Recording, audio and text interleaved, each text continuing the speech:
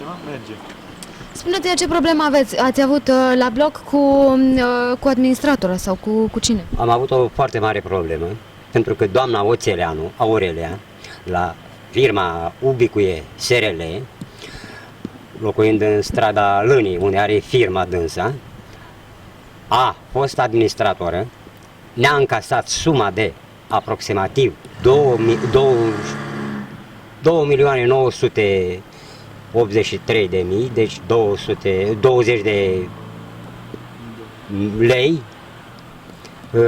Spuneți în lei vechi, cât a încasat?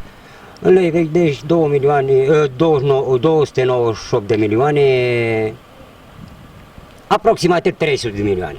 Dânsa n-a plătit la furnizori. Am fost la dânsa acasă, la firmă, mă autorepet, la firmă, faptul că nu a benevoit și nu benevoiește să ne se aducă chitanțele de la furnizori plătibile.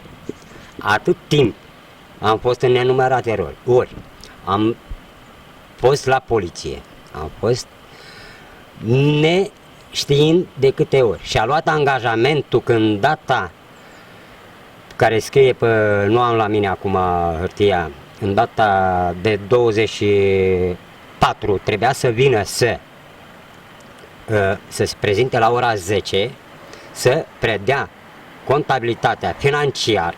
Nu a venit, nu a benevoit. Acum noi nu vrem altceva ca locatare din strada Alea Constructorului numărul 22 să vină să ne dea banii ceia care ne revin. Dar de unde știți că ea n-a plătit la rândul ei mai departe? Pentru că la ora actuală, domnul administrator Deliu Pompiliu, fiind, s-a interesat la CET, la Electrica și la apă, compania apă, are o estimativ care este și reiese din ceea ce s-a interesat nou administrator, are o sumă de 6.000 de lei, 60 de milioane, deci bani vechi. Acum eu ce vreau să vă zic, ca președinte de asociație, Bica Ștefan, din strada 22, Alea Constructorului număr 22, bloc 4, rugămintea care este a mea principală ca președinte și rugămintea locatarilor să ni se dea banii înapoi, pentru că noi suntem într-o criză foarte mare cu CET-ul, avem o datorie foarte multă, că dânsa la ora actuală, de când a încasat și a preluat de la 1/07/2009, a încasat suma suspensionată de 298 de milioane, a plătit, are de plătit factură, cum să vă zic, factură restantă, penalități de 50 de milioane de la fosta asociație care am fost la domnul Rață, Virgil, am fost asociați acolo. Nu adică s-a preluat de către doamna Oțeleanu cu o sumă imensă de 216 milioane.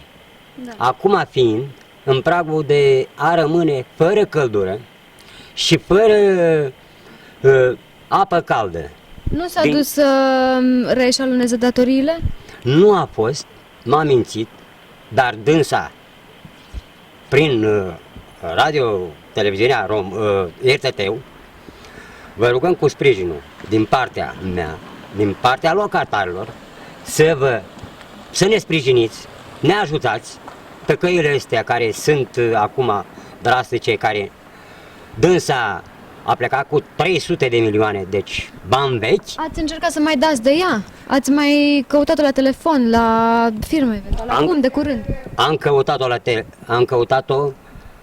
la firmă, am căutat-o la personal. Am fost nu vă mai răspunde la telefon? Nu ne mai răspunde, zice dânsa că nu mai are telefonul. Este că dânsa nu are timp pentru așa ceva. Eu, practic, în primul rând, nu vreau să vă spun altceva decât prin sprijinul RTT-ului, să ne puteți acorda și să dăm de dânsa să ne dea banii înapoi.